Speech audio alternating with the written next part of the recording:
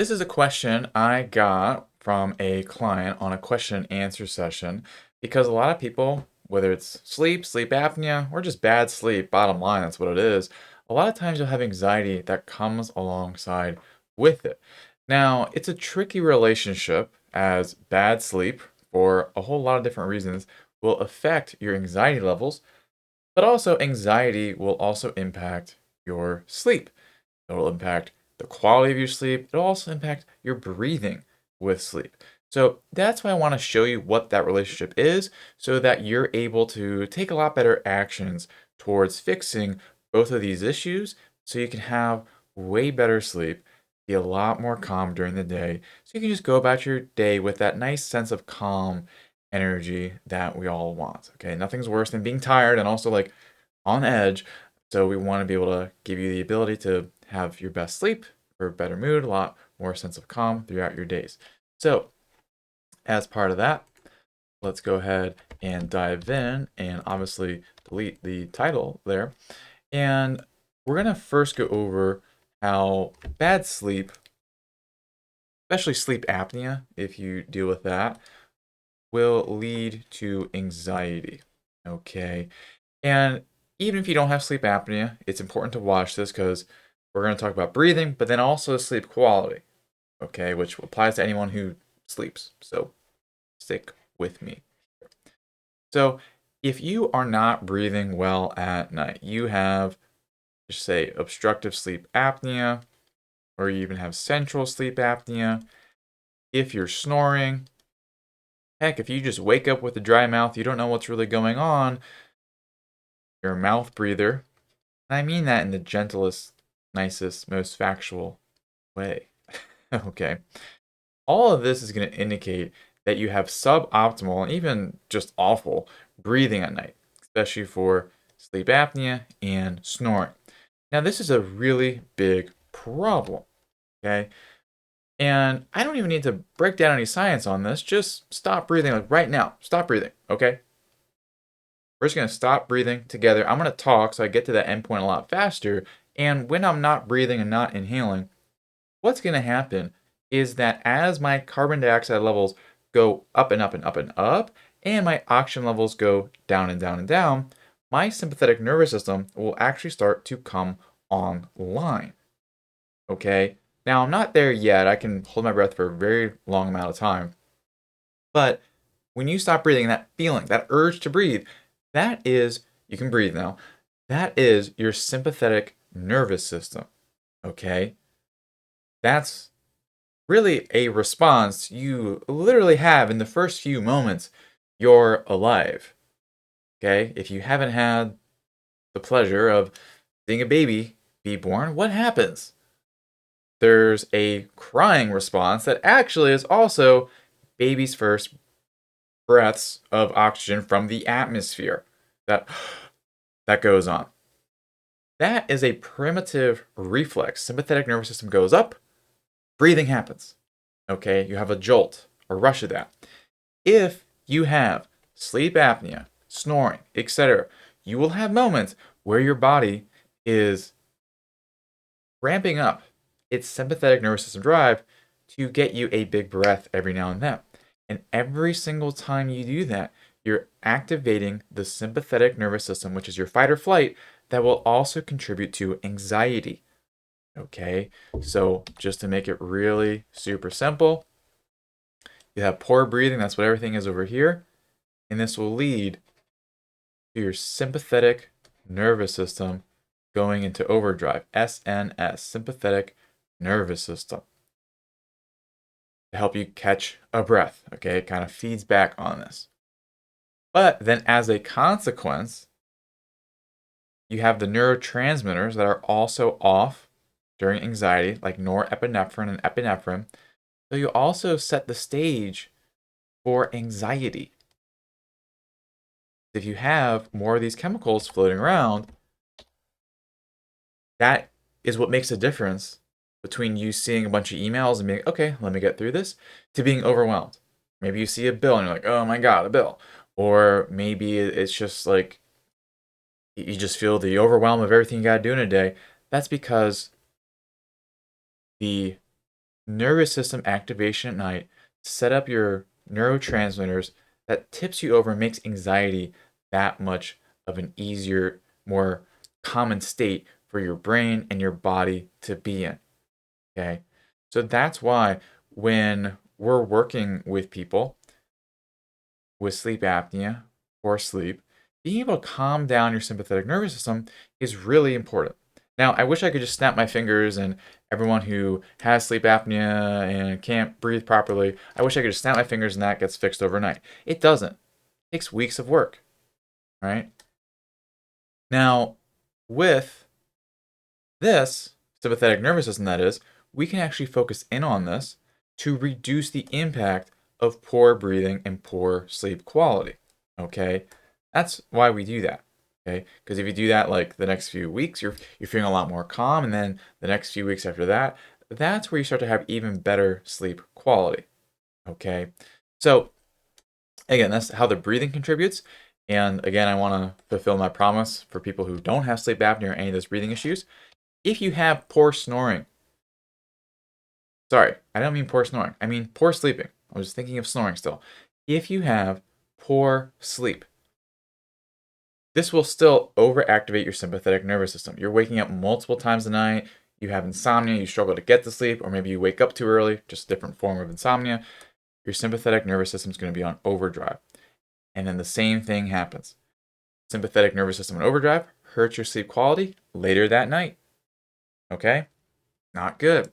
So that's why you want to work on this. And this is also, sometimes people ask, well, like, does my anxiety feed into my sleep? Yes, it does.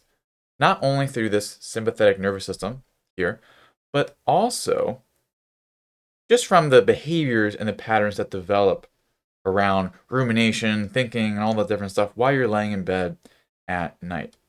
Okay? Because if you're going to lay down in bed and you're just like laying there, you're thinking about different things, and you start to get overwhelmed, that's going to then trigger the sympathetic nervous system and then lead to bad sleep. Not only bad sleep quality, but also what happens when someone's anxious? How are they breathing?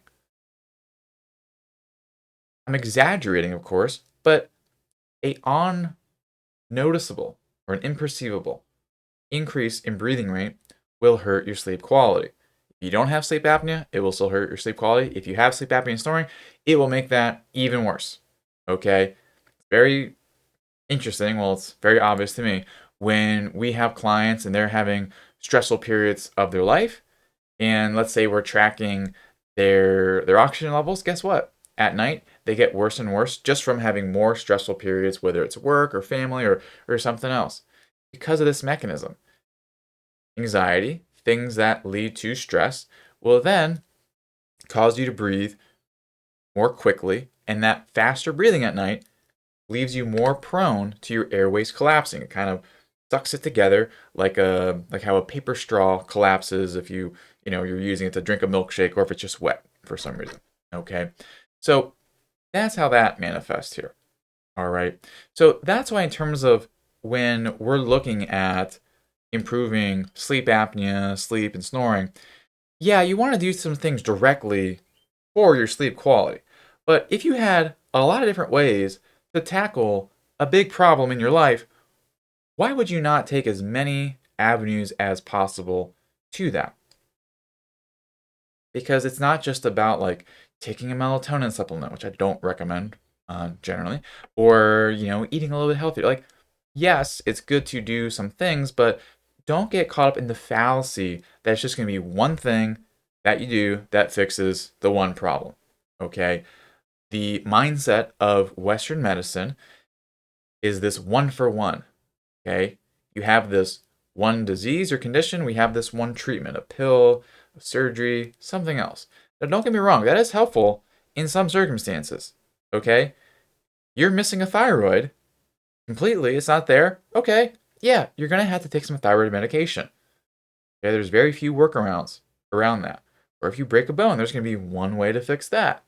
Okay, but in these more chronic ongoing issues that are more they just like creep up on you, you want to have as many natural gentle ways to kind of realign your body as possible. So working on releasing the stress, okay, Notice I didn't say reduce it because what are you going to do? Like move to a tropical island? Okay. It's about releasing the stress. Okay. So, one of the ways that, I mean, there's a lot of different ways. Now, one thing I want to say is that many times there isn't really a silver bullet for releasing stress. Because there's been times in your life where I'm sure you found things to be very, very helpful for you. And they just fall off the bandwagon. They just do. Okay. Like, for instance, for me, whether it's like meditation or journaling, like those are really my go to things to let go of some of the stress. Now, for you, you may have different things. It may be walking, maybe walking your dog, it may be reading a book. There's going to be like an old reliable that you have, and it just has fallen to the wayside, and you've forgotten about it. And here is your gentle reminder to just, get back on the horse. Ain't no shame in that. All right, you're not wrong for letting go of a habit. You're just human. Okay, just pick it back up, incorporate it. Just think of one way in which you can do that today. Okay, it could just be, taking 10 minutes to do some breath work tonight. It maybe, taking 10 minutes to journal. Whatever allows you to release stress in a way that works best for you is going to be what you would want to do. Okay. Now, outside of that, I have really a few favorite things. And what would I want to give here? I think one of the best ways, because it's really a gateway to other things you can be doing, but just quite simply, just mindfulness, which I know is it trendy? I'm not sure if it's trendy to be mindful anymore. But one of the things that like makes it very hard when you have anxiety or really so many other emotions is like it feels like it's a part of you. Okay? And the more you can kind of pause in the middle of the day, and once you start to feel something, just like recognize it. Just like I can recognize there's a camera right in front of me, just like there's a screen in front of you, or there's a pen in my hand. And there can be anxious thoughts on your mind or an anxious feeling in your chest. The more you're able to observe things as like separate from you or just like in your space, so to speak, it will start to lessen the intensity of it. Okay, this is why mindfulness is like a kind of a big thing. We can talk about Harvard, John Kabat-Zinn, all these people, all great stuff. Don't get me wrong, but the thing is, it's such a simple thing you can do. Just take a breath and just start to notice what you're feeling, where you're feeling, and that will allow the sting, so to speak, to come out of the anxiety and reduce the overwhelm so that you're able to have more restful sleep and also just a better experience during the day. And then also better breathing. When you have better breathing at night and you're more calm, you're having better sleep and you're less anxious. And the cycle starts to go the other way. Because I know at times when like you down spiral into anxiety or overwhelm, it seems very hard to get back out. But the thing is, our body has a great ability to get back on track. Because again, once you calm down your nervous system, it's going to set you up for better breathing, calm you down more, and it just becomes this positive cascade of actions that you can start with by doing something today. And really like deciding to do something today. Because again, a lot of people watch these videos, and then I have no idea how many people actually act on the things. I was looking at some of the data that we have on our book of where like we send it out to people. We send it out an email. Okay, it's like, hey, thanks for buying your ebook, and here's your copy of it. And then if you don't open that, then we send up a follow-up email because we want to be super annoying and make sure you got it. 50% of people open either one of those. It just sits there in the inbox, and it's also delivered. I checked that stat too. It's in the primary inbox, okay, or the promotional one. Half of people open it. Something they just raised their hand, like, yeah, I want to read this thing. So don't become a statistic of human behavior on not getting things done. Just do something small. Set the bar humbly low for yourself. Even if you just set a time aside for like 3 minutes, maybe right after this video, you go ahead and just like try it out, whether it's getting back to an old reliable or, just practicing mindfulness. And then just throughout the day, reminding yourself gently to do so. That's what you want to make the decision on. Okay, so that's really the one big thing for you here today. Now, of course, if you want to get many more ways to improve sleep apnea, especially improve your snoring as well, then the other thing for you, which is the thing kind of just above my head here, if you like look, where is it? Let me, boom, right there. That is our book, The Sleep Apnea Solution, and you can get that at ochnow.com. Make this smaller. /SAS. That's where you can go ahead and get the book. So whether you just type that into your browser on your phone or your laptop, computer, whatever you're doing, that will take you to the book. Explain a little bit more about that, where we give you a nice comprehensive consolidated resource. Because I know I have a lot of videos on a lot of different things. Just by nature of that, it's going to be hard to kind of consolidate it into one sort of easy to follow guide. That's what the book is. So to get the sleep apnea solution, go to ochnow.com/SAS. All right. So that is your help for today. Go ahead, take action, and I'll see you soon.